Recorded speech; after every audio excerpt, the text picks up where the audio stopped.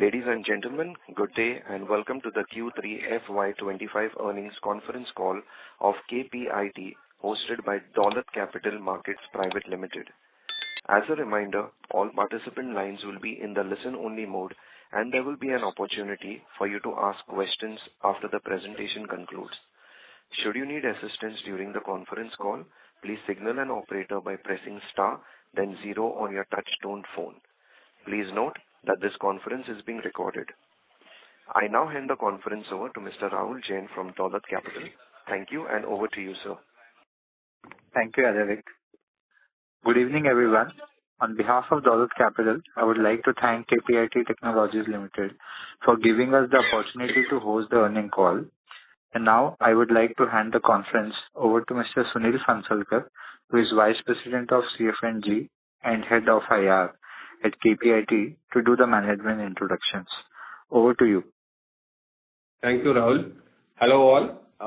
Good evening and a warm welcome to the earnings conference call for Q3FY25 of KPIT Technologies Limited.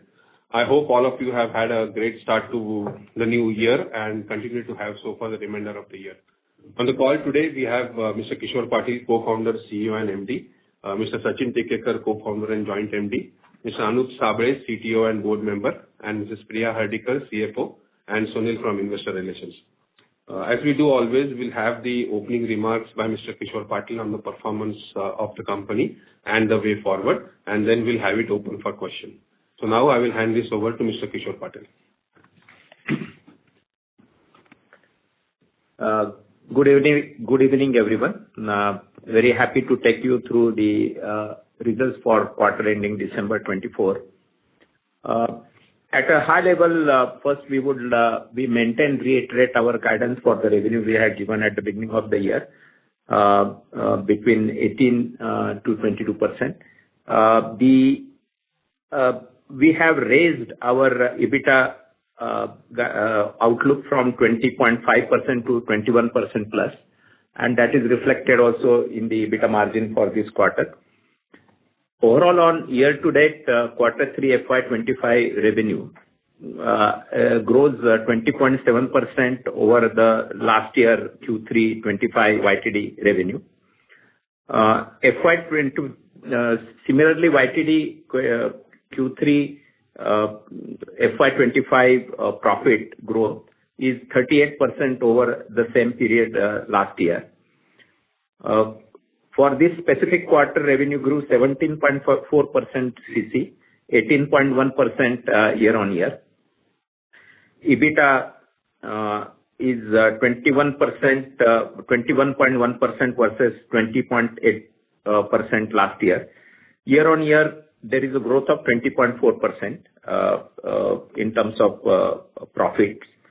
Quarter-on-quarter, there is a growth of 2% in constant currency and 1.7% in reported revenue.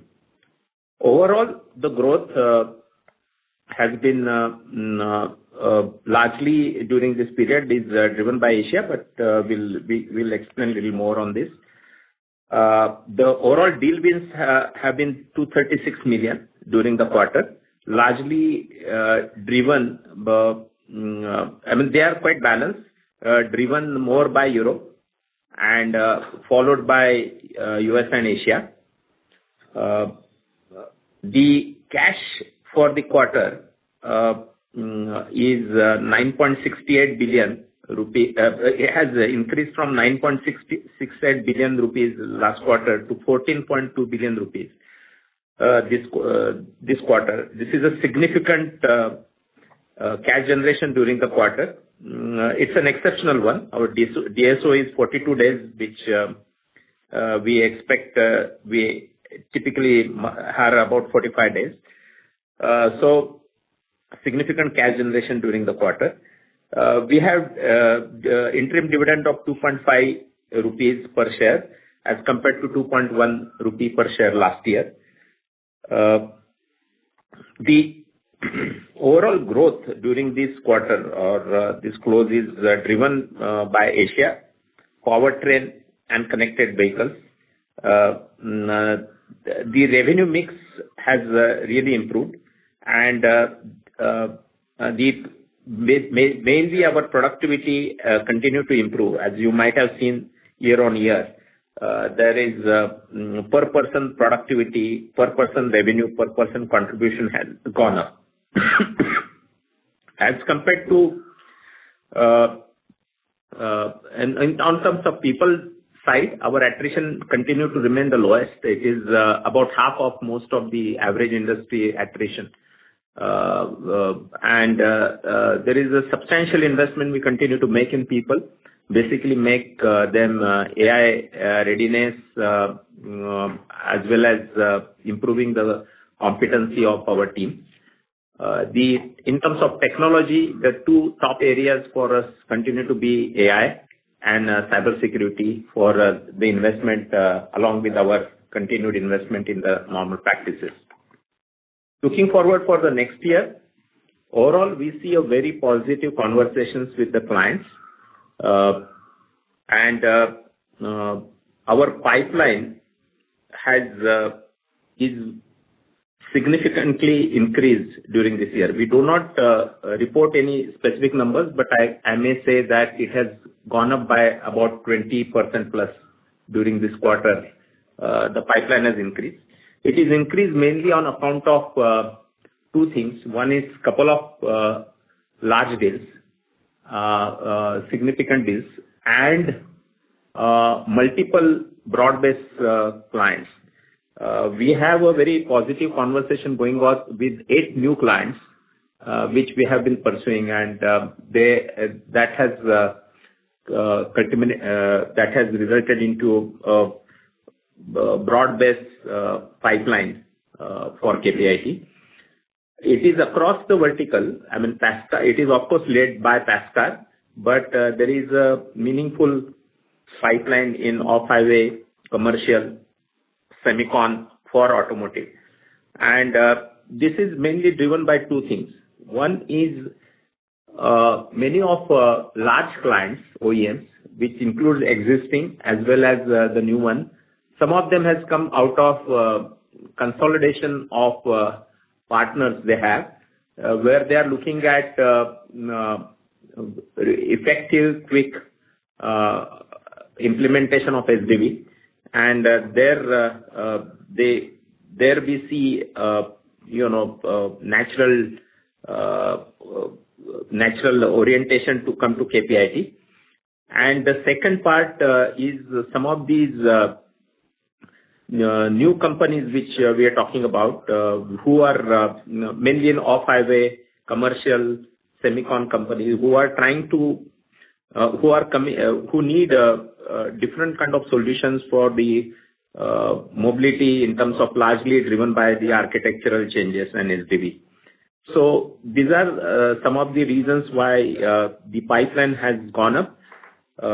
It is fairly balanced between the geographies as well. Looking at the other part in terms of another big change which happened during the quarter is about the US. There are many changes which are happening. All in all, we see that there is in some way, we see the positive moment all in all. While some of the incentives on EV are no more, but what it means is basically they have given more options to the end consumer. And considering the fact that the consumers have a preference for electric vehicles, including, as you know, the Tesla, which is a US company. And there is a significant segment who prefers EV. Naturally, it means also that the OEMs will look for alternate solutions, which means hybrid, which means fuel cell, and also strengthening of their conventional programs. I think that means that there are multiple opportunities for us to engage with the OEMs. We do not see any significant challenges in terms of visa, etc. Basically because we believe it is about the talent and not about the immigration, the issue is. And so we believe that there will be a continued mobility for short-term projects as needed. whether it is H1 or L1 or any other mode, it doesn't matter. We are well prepared for continuing to increase our local presence as well. We believe that the people productivity is a major focus for us. AI investments will continue to make, and we'll improve the productivity per person as we continue to do it. On the M&A side,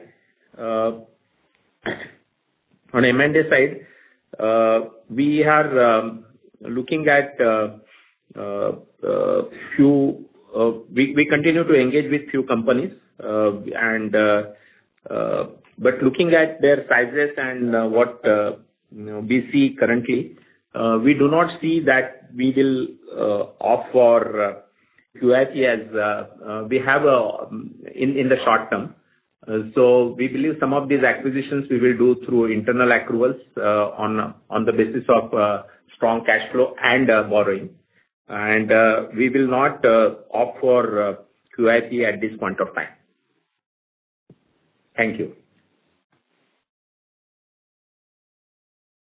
We can now have it open for questions, please. Thank you. We will now begin with the question and answer session. Anyone who wishes to ask a question may press star and one on their touchtone telephone. If you wish to remove yourself from the question queue, you may press star and two. Participants are requested to use handsets while asking a question. Ladies and gentlemen, we will wait for a moment while the question queue assembles. The first question is from the line of Bhavik Mehta from JP Morgan. Please go ahead. Hi, thank you. So a couple of questions. Firstly, obviously we are in auto sales, but based on a client conversation, really happening the fastest, between US and Europe, between the two companies. I know Asia as well, but between US and Europe, where do you see the recovery happening at a faster pace? That's question number one.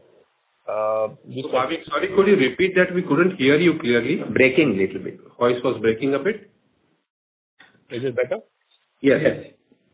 Yes, I was asking that, obviously we have seen a slowdown in global auto volumes, and obviously the recovery will take some time. But between US and Europe, where do you see the demand from clients coming back sooner than later, based on your client conversations? That's question number one.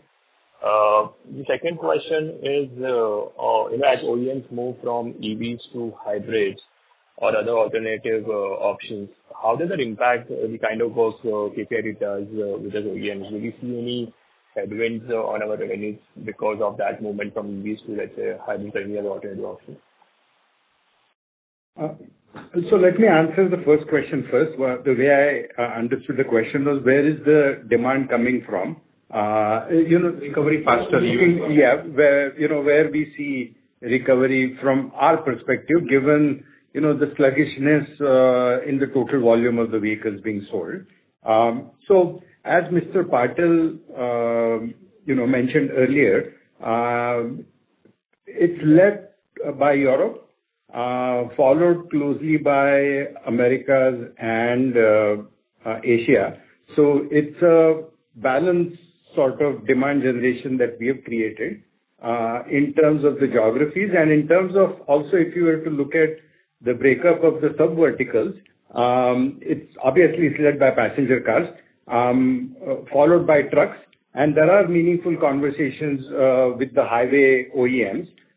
Primarily, highway and truck OEMs are from Europe and the US. So I hope that answers your first question. And the second question was, sort of alternate propulsions. It's not just going to be battery electric vehicles, but there are other options that we have to make available. And what does that mean to KPIT? It's a great opportunity for KPIT. We do a lot of the work in the battery electric, and we think that that will continue because there is still demand across the world for battery electric vehicles, including the US. The other part is actually the hybrid, and we think that in specific countries, many OEMs will actually have to focus on not only plug-in hybrid but also the mild hybrid solution. So that creates an opportunity because we are servicing some of the clients in the hybrid space as well. And there is, especially from off-highway and truck perspective, there is thinking towards a next generation of conventional powertrain engines as well. So that creates an opportunity because that's the core of KPIT, historically speaking. So we think that it's a very positive thing for us, not only necessarily in the US, but we also see similar trends in markets like Japan, potentially in India as well, and some of the other markets, across the globe. So we really believe that it's a very good opportunity for our company. I wanted to add one different dimension. I think somehow people relate all the expenses with EV, while that opportunity exists, as Mr. Tikekar mentioned. The SDV, as you look at it, it is much beyond EV in that sense.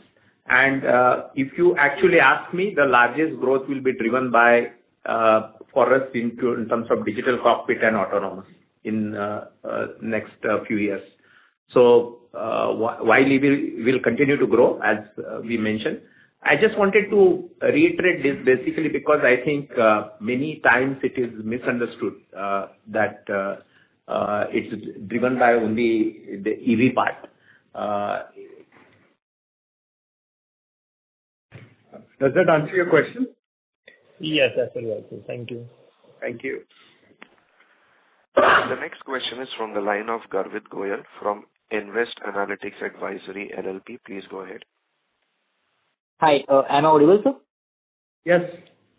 Good evening, sir. Congrats for a decent set of numbers. My first question is on Qorix. We are observing few developments there happening when we visit your social media platform, particularly on the human resource side. Like teams of Pune and Bangalore are meeting along with the new hirings happening.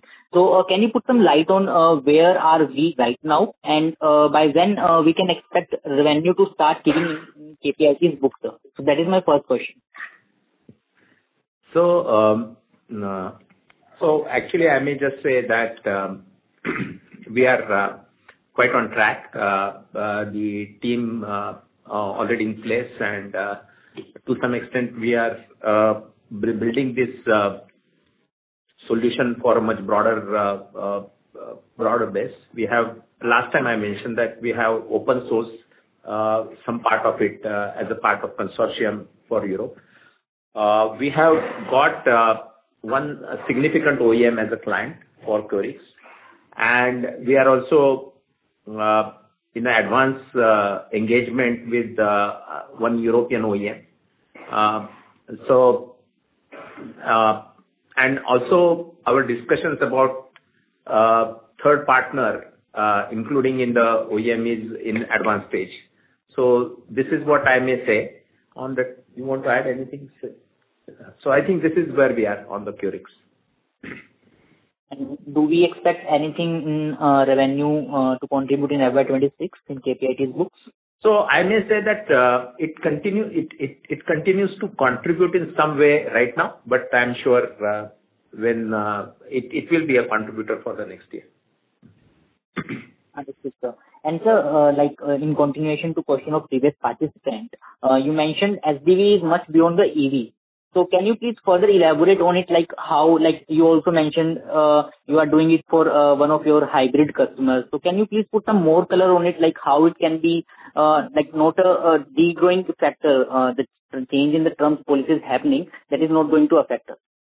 So I think what Mr. Patil was trying to say is not all vehicle programs are just necessarily about battery electric vehicle or propulsions. The priorities for the OEMs are also in the areas of e-cockpit, which is basically consumer experience. I think there is a lot of high spend in e-cockpit and consumer experience. That's point number one. Point number two, cybersecurity is also becoming important. And thirdly, the autonomous driving level 2 to level 3 is also important. So again, there is investment. So I think what Mr. Patil was trying to say is the spend is not just about alternate propulsions. There are other areas where OEMs are making investments, and those also create opportunities for us.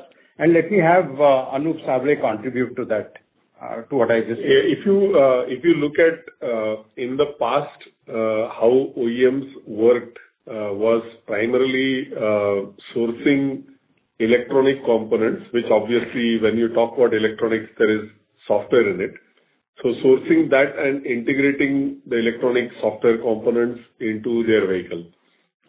SDV is an initiative for right reasons to actually make sure that most of the software is actually driven by the OEM, controlled by the OEM, owned by the OEM. And as a result, the OEM's program, which was largely a integration program of maybe 20 subsystems supplied by the tier ones, is coming down to actually developing software for all these, subsystems. So whether it is cockpit, whether it is chassis, whether it is body, whether it is, autonomous vehicle, and many more. And that actually drives, different architectures, so significant amount of work in terms of making that happen, in terms of change of architecture and writing more software on top of that architecture. So I think when you talk about SDV, we are talking about much more than e-powertrain.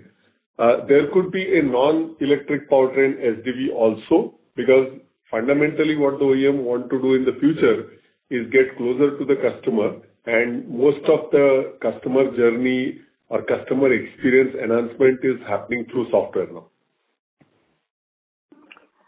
Got it. Thanks for a nice explanation. My next question is on the deal pipeline. With pipeline showing a strong improvement both year on year and quarter on quarter. So how do you see this trend shaping up in the upcoming quarters? Like, what is the future prospect in terms of the pipeline and in terms of the deal? So what we can say at this point in time, there are two things. One is we are very happy to see that there is significant improvement in terms of the deal closures that we have actually reported. It's not just the deal closures during this quarter, but also the pipeline build-up for potential closures in Q4, but more importantly, the closures in the first half of next financial year. And as Mr. Patil explained, we believe that there are opportunities for us to continue to grow across the three geographies and also across the three sub-verticals.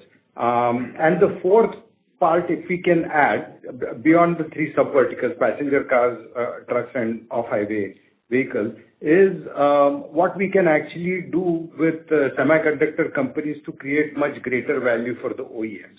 So there is another angle where together we can make a much bigger impact on some of the OEMs. So net, right now we are very happy to see the progress that we've made in Q3, and we expect the trend to continue in the near future. Got it, sir. And one small request, sir. We were looking to visit your facilities in Mumbai, and we tried reaching via investor desk on the email address which you are sharing with us in PPT. Further, we also called on the contact number followed by a mail to the investor Divyank, but no one is responding, sir. So kindly please look into it whether there is some internal issue or what. No, please write an email to sunil.pansarkar@kpit.com and I'll get back to you. We have written on this email address only. You can just re-forward it to me and I'll get back to you. Okay, sir. Thank you, sir. Thank you very much. Thank you. The next question is from the line of Karan Uppal from Phillip Capital India. Please go ahead. Yeah, thanks for the opportunity. The first question is on the potential Honda-Nissan merger. So, do you foresee any risk to the existing work which you are doing for Honda, which may impact the growth for FY26?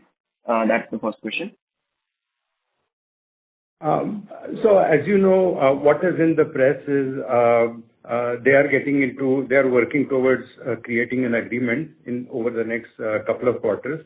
And all going well, they will create one common entity where the two companies will get merged. And that's something that they will do in the next year.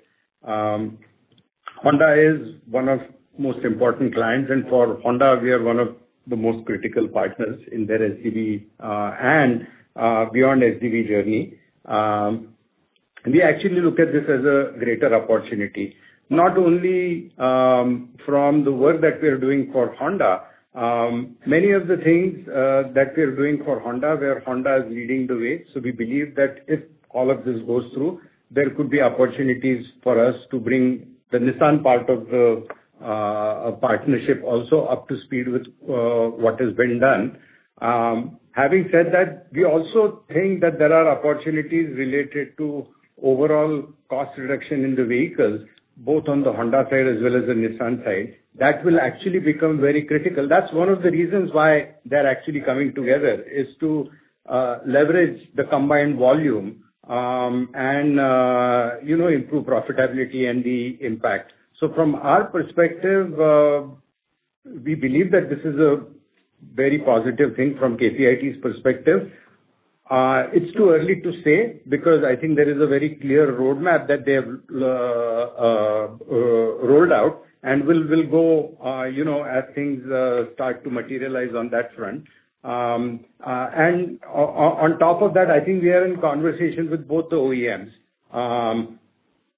outside of this potential partnership. Net, I think it's a very positive thing from KPIT's lens. Okay, so no impact as such you are seeing at this point of time from this potential merger? No, we do see impact, hopefully in a positive way. Okay. Okay, great. The second question is on the pipeline. So, very bullish commentary on the pipeline side. But last time you mentioned that, the timing of deal conversions was a bit uncertain. So have we seen improvement in pipeline to deal conversion? And second question related to that is, any large SDV related deal you are seeing in the pipeline? So first thing is we have seen the good conversions during the quarter. So we do hope there are more positive conversions, positive conversations. But during the quarter we have seen a very strong convergence, specifically being the last quarter of the year. So of course I mentioned that there are few larger opportunities in our pipeline, and also, but the more better thing I would say is it is across three verticals, across geos, and across and it includes more clients as we are adding off-highway and commercial to Core, as well as new passenger car vehicles OEM, where we have not engaged till now. So it's a broader set of clients, and it is across broader set of verticals. What I would just add to what Mr. Patil said is, in reference to your specific comments in regards to SDV, most of the long-term partnerships that we have announced in the recent past were related to SDV. Going forward, that would be the case, but it would be much beyond that. As Mr. Sable explained, that there are different parts. So there is the SDV part and the variants of that. The second part is also the alternate powertrain. There is the overall vehicle cost reduction, cyber security. So we see all of these areas where we can have large long-term engagements. Just to add to that, during this quarter, one of the engagement is a significant SDV program, which we have signed during the quarter. Okay, great. Thanks and all the best. Thank you. Thank you. The next question is from the line of Jinesh Shah from RSPN Ventures. Please go ahead. Yeah, hello. Am I audible? Yes. Yeah. So, my question would be that we did saw the market shift happening, and there were like OEMs that were looking for cost reductions, right? So I would just, based on which you already mentioned about that you'll be hitting the lower end of the guidance in top line. So, firstly, can you talk about how are things right now with the OEMs? Are they like still struggling to maintain their financial performance, and how are we seeing that in how it will be reflecting in our top line? So, like, if you said that you'll be hitting 18% lower end of the guidance, then if I do the math, then for Q4, it might sum up to around 10%, if I'm doing correctly, by basis. So if you can answer this question. Yeah, at a high level, first, you are not fully audible, but as I understand, I will try to answer to the best of my ability. But the first thing is we mentioned that we are reiterating the guidance, which is, in my view, whatever I have seen, it is one of, if not the highest guidance or at performance during the not only AR&D but across all the companies. The second thing, I think it is, I would urge you not to speculate anything. I think we have a strong quarter closure. I've talked about the pipeline going significantly high, and conversations across the verticals. So, I can only share that at this point of time. And we have increased our profitability guidance. So it shows that we are in a position to really have a meaningful engagement with the clients. So the only thing what I want to say is there are two drivers. I will repeat what I have said. One is the large consolidation deals from the European partners, which many clients had, or high cost clients they have. They see a significant value from KPIT. And they also see the value which comes from KPIT, so we are in a position to engage with them.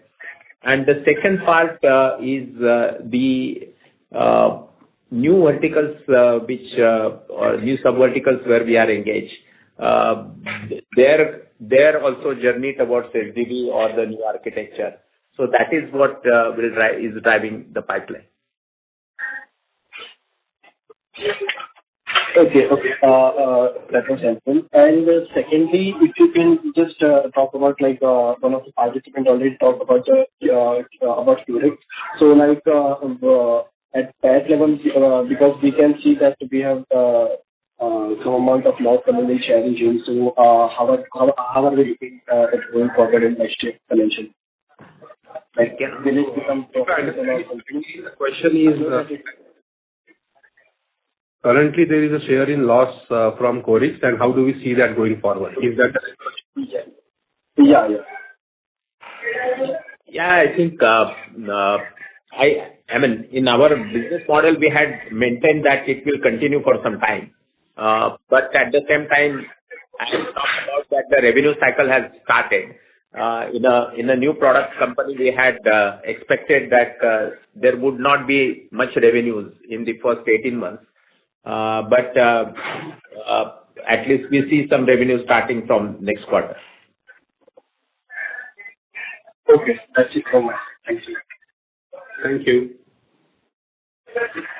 The next question is from the line of Nitin Padmanabhan from Investec. Please go ahead.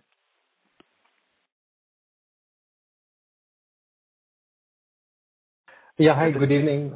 Congrats on the solid deal wins and the quarter. Thank you. I had a couple of questions. One is, I think not only for us, but across the industry, I think both US and Europe have been weak.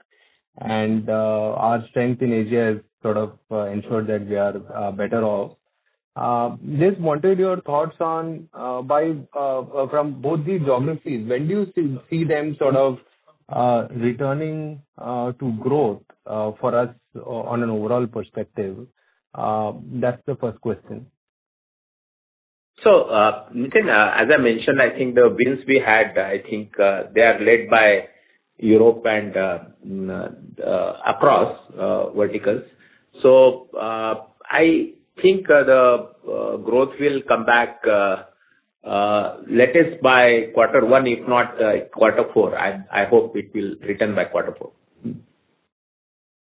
So got it. And I think in the last quarter, we were worried about some push out of deal execution, and this is what even the other players are suggesting. You think that's sort of subsiding, and well, the deal closures are actually quite solid. But you think the deal to revenue conversion will be normal, or do you think that also gets pushed out a bit, or it's just normal for us?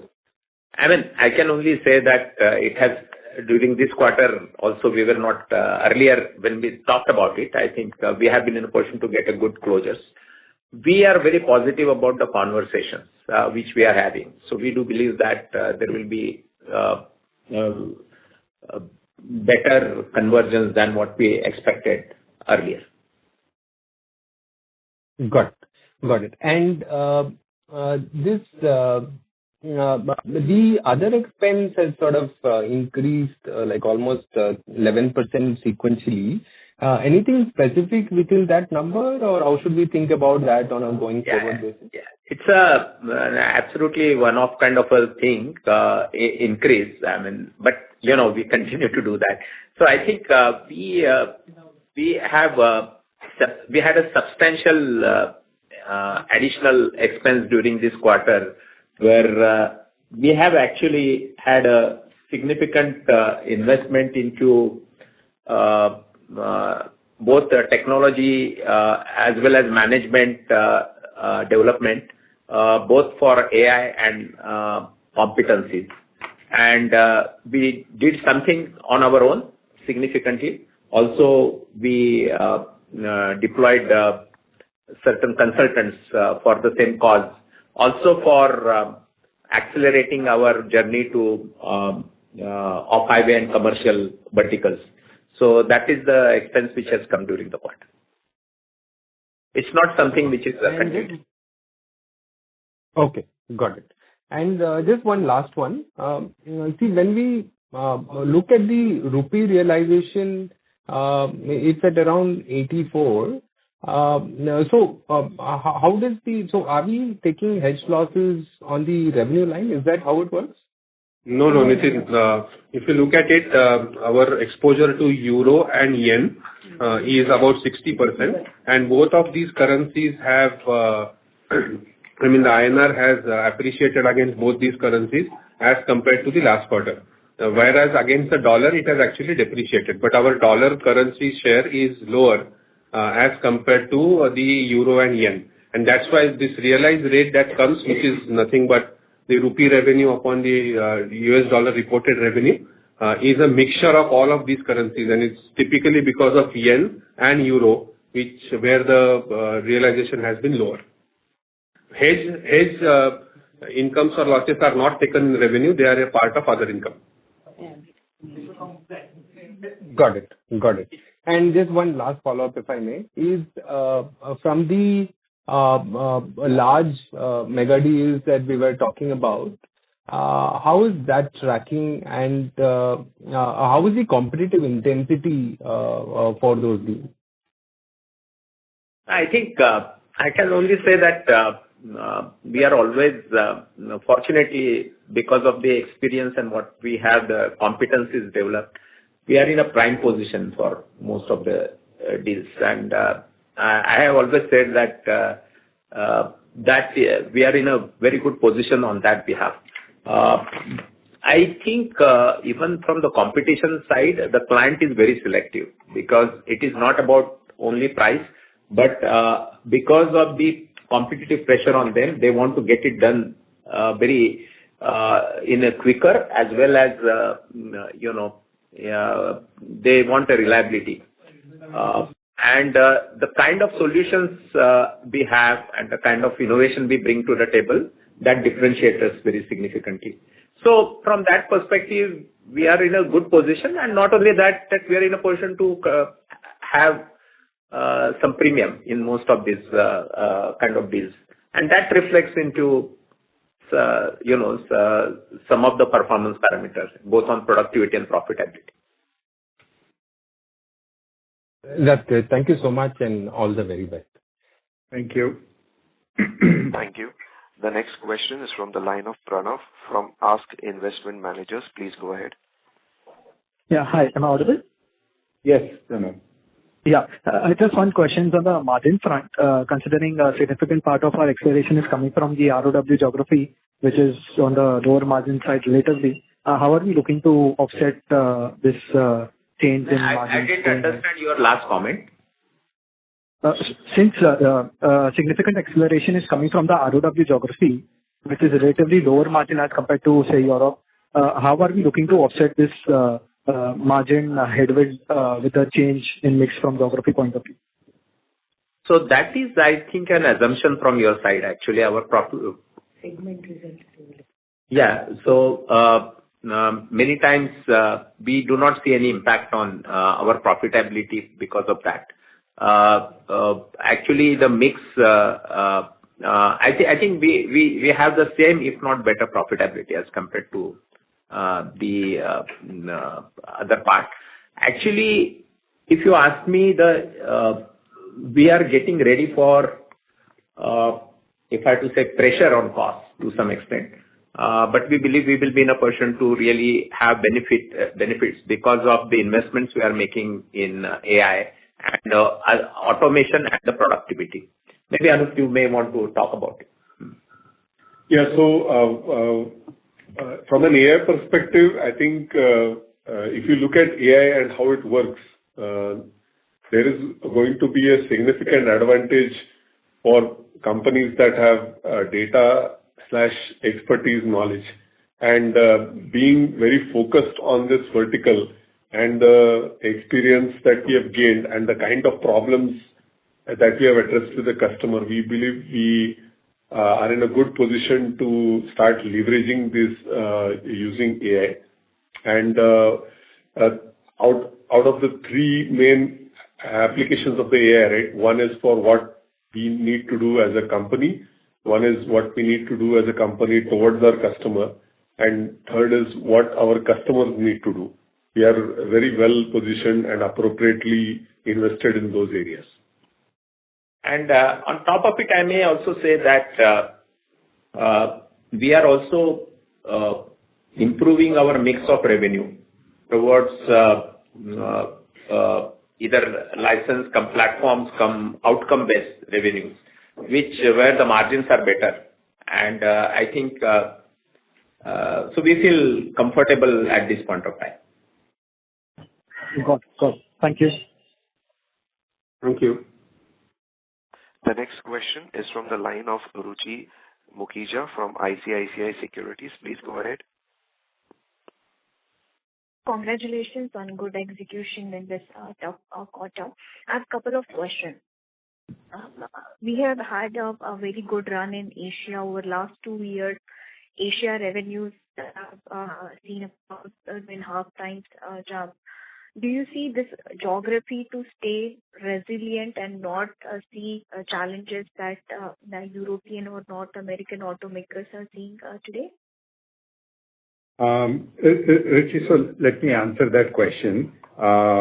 We do see growth coming from Asia in future as well. And when we look at Asia, we look at Japan, Korea, China, Southeast Asia, and India.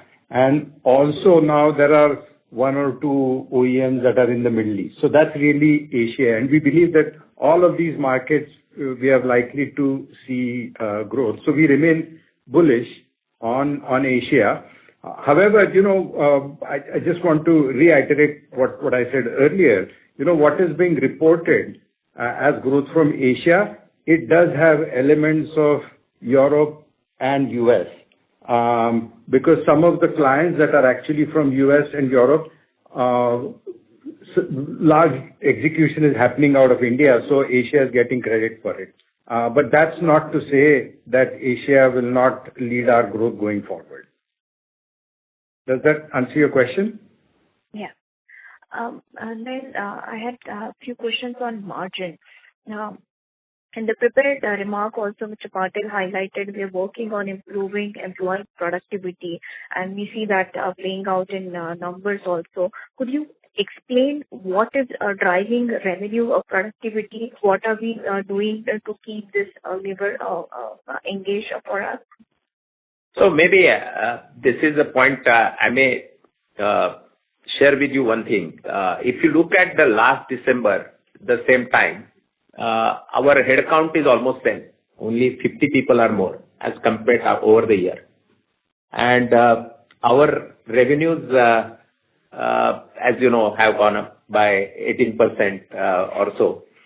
So it shows what we have been in a position to achieve in terms of this. We do hope that with the other automation and the productivity measures, AI, as well as the business model,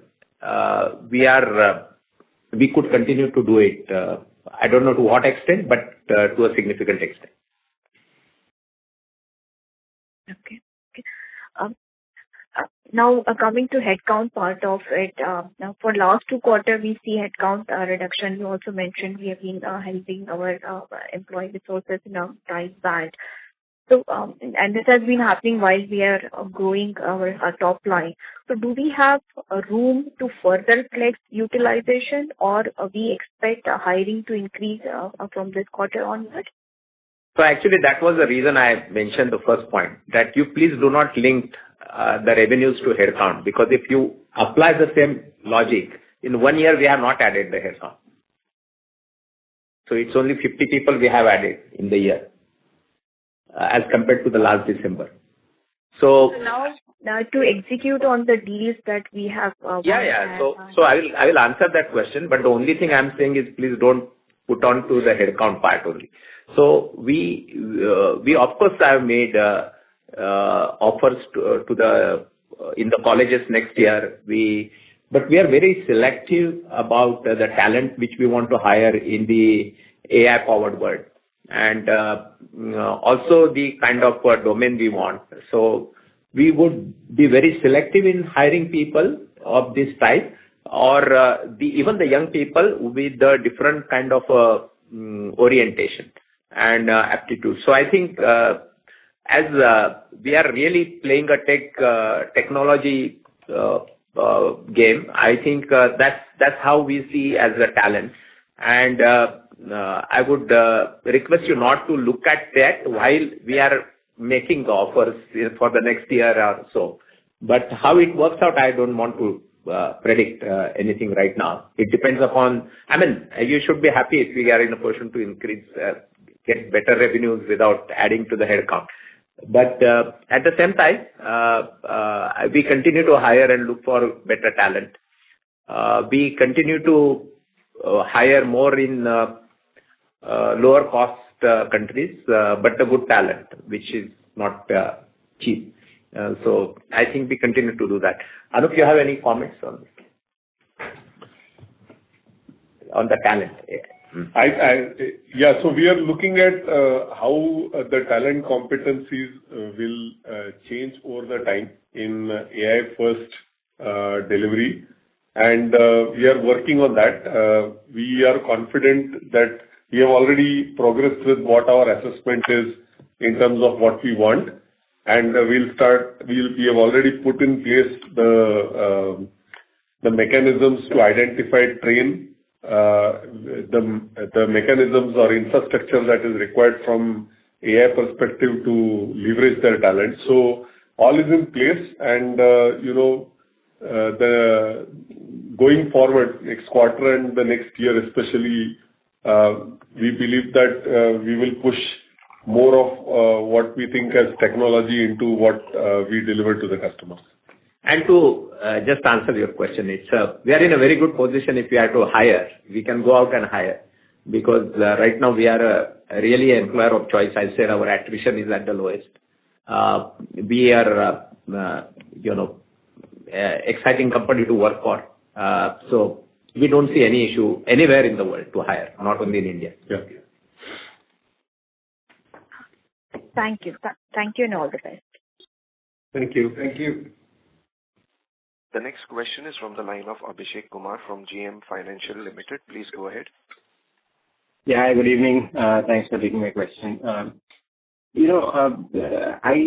feel that we have expanded sort of our playbook, and correct me if I'm wrong, be it in terms of client base, we talked about 8 clients out of our T25, whether it's in terms of offerings, we've spoken about Semicon at length, which we have not spoken earlier, and also in terms of sub-verticals, right? Sorry to interrupt. Abhishek, you need to be a little closer to the microphone. You're sounding muffled. Yeah. Is this better? Yes, Abhishek. Yeah. So my question was that, it appears from outside that, we have expanded our playbook, whether it's client base, offerings, or sub-verticals. And I also see, despite a decline in technical headcount, I see an increase in enabling sales personnel. And we just spoke about, deploying some consultants for some of the new verticals. So, am I reading this right? Is this a conscious strategy that, we are trying to expand, what we offer to offset or a potential slowdown that we are seeing, and therefore investing ahead of the curve so that, the revenue trajectory, etc., remain a lot more resilient? I'll answer your question, but I didn't understand. In the morning you mentioned. I'm just trying to understand. The way let me try and answer the question. Then the way we understood the question is you're saying that we are expanding into 3 sub verticals. We are expanding into more offerings. Does that mean that we are hedging in order to prepare for any kind of slowdown? Is that? That's not. Yes, the question is same, but I didn't mean that. I meant that we are investing ahead of the curve, given some slowdown, etc. But we probably see opportunity in adversity. Yeah. So at a high level, let me answer that question. We believe our share in the spend of the client can be at more than double from where we are. But at the same time, looking at the industry, we want to make sure that we are more broad-based. And we are in the mobility, which is again the very, very similar technologies and the same type of clients. So that's what we are trying to do. Sure. The second question is on, we have spoken about a lot of offshoring demand, from some of the European and US OEMs. Where are we, has that kind of demand sustained? Are we seeing some offset in terms of volume from those customers for the price discount or lower cost that we are passing on? Any color around offshoring demand? And do you see that continuing for next few quarters, or do you think that the brunt or the majority of the impact in terms of revenue deflation is already now in the base? Thank you. Nothing is on our territory. It is that's client specific, but for large set of clients, we don't see any changes. Actually, it is reflected in the results. I think the margin is increased, and the closures have been higher in both in dollar terms and this. So at a high level, we don't see it. It is very customer specific. 90% of the clients, we don't see any changes in their behavior at all. Got it. Thank you so much, and all the best. Thank you, Abhishek. Thank you.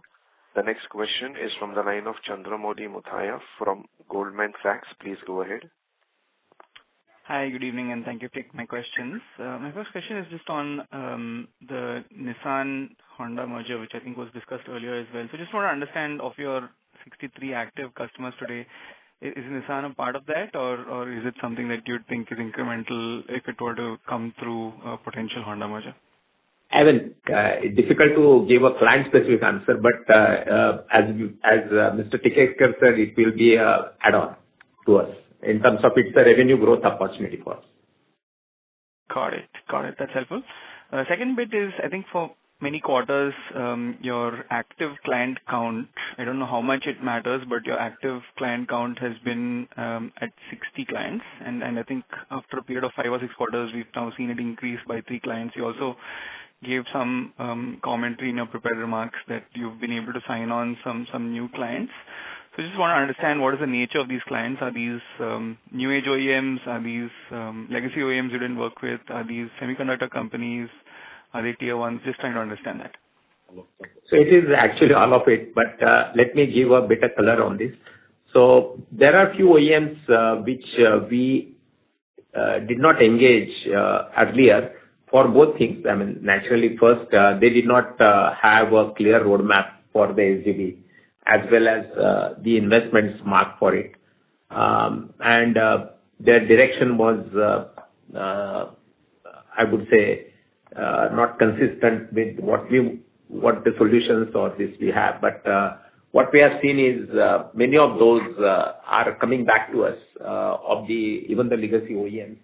At least 3 I can see, if not 3 to 4 large ones.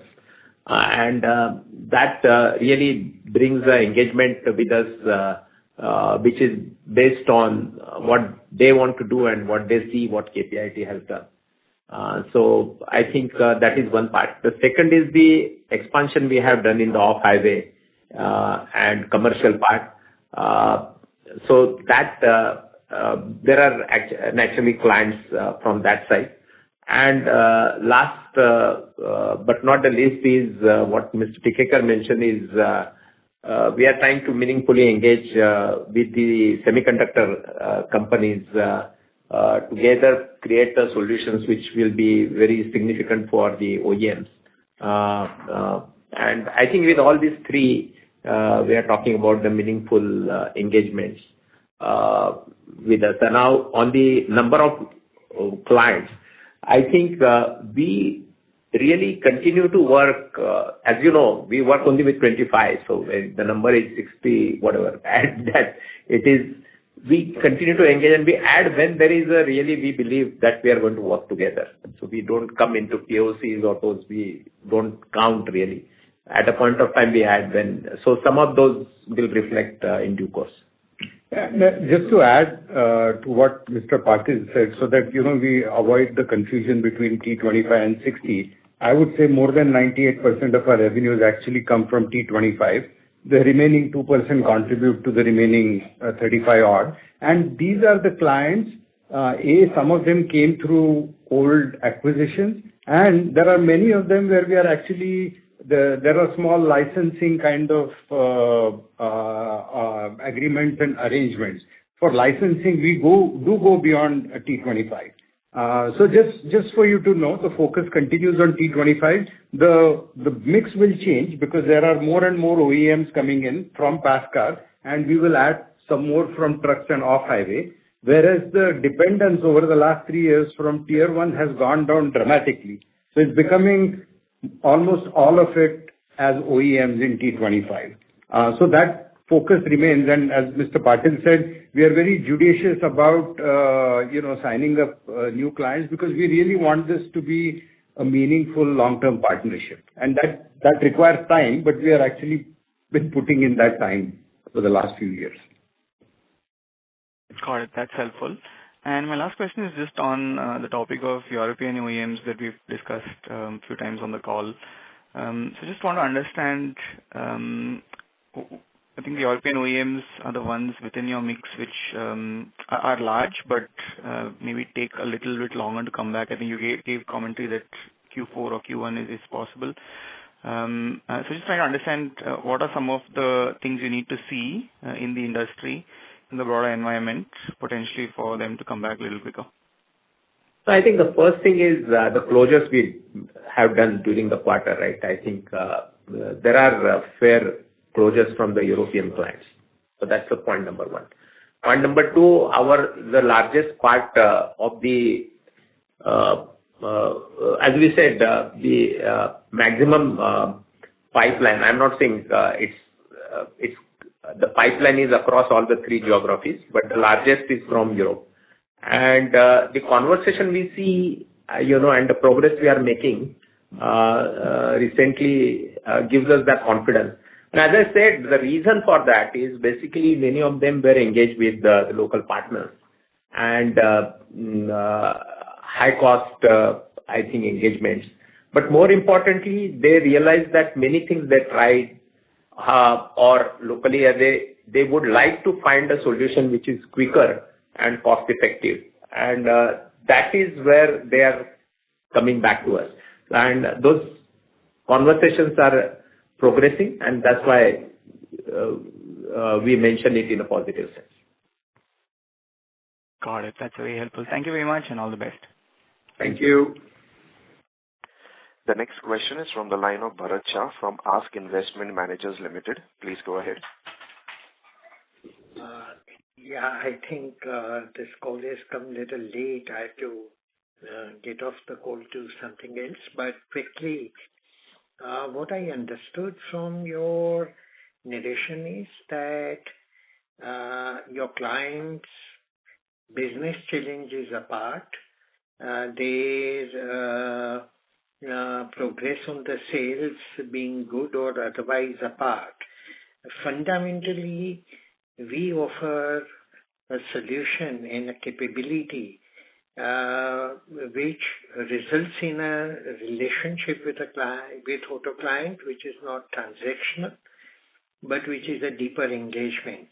And therefore, that gives us ability to grow even when your clients are facing challenges. That was, in some sense, is a meaning I could derive. Absolutely. And to add to that, I mentioned that our share in the client spend is still can more than double. So putting what you mentioned and that part, I think we believe that we will be in a position to grow our relations. Bharat, I think you should become a spokesperson. You articulated, you are spot on. You must appreciate that, the way you captured it.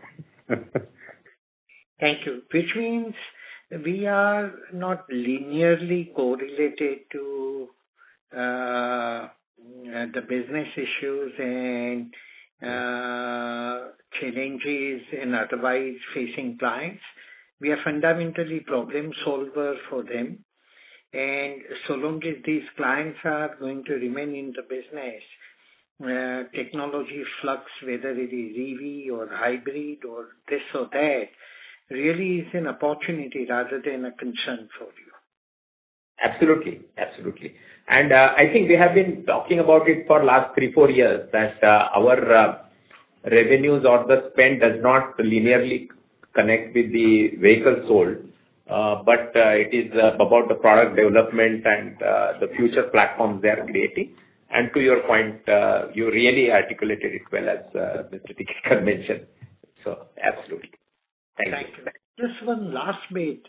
On CV revenues remaining softer, what has been the causal factor? Is it transitory kind of issues at the client's end, or it is more structural? So it is actually very specific to 1 or 2 clients, and actually we have made significant investment in these 2 verticals, off-highway and commercial, and we again want to engage only in a meaningful manner. That is certainly what we want to do. So it may take some time, and but I'm sure we'll start seeing the results next year. Fantastic. This has been very, very helpful, and all the very best wishes. Thank you very much. Thank you. Thank you.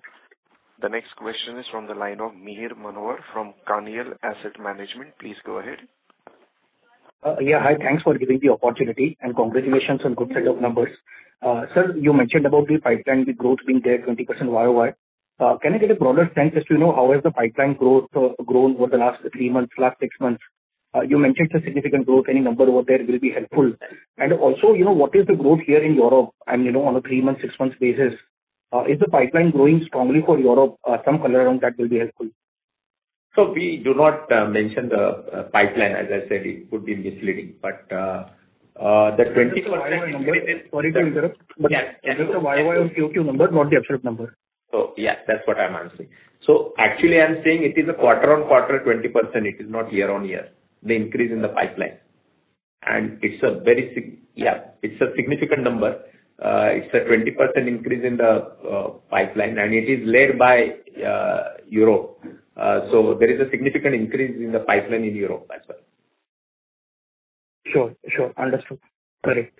Given the conversations, the kind of conversations which were happening on Europe, should we see our company growth levels coming back? I mean, the earlier growth which was there from 1Q onwards? I don't understand this part. Maybe I will understand over the period of time. But this year also, we are having one of the best growth in the industry. But it's okay. I think we see the opportunities are good, conversations are good, and we'll talk about it in April.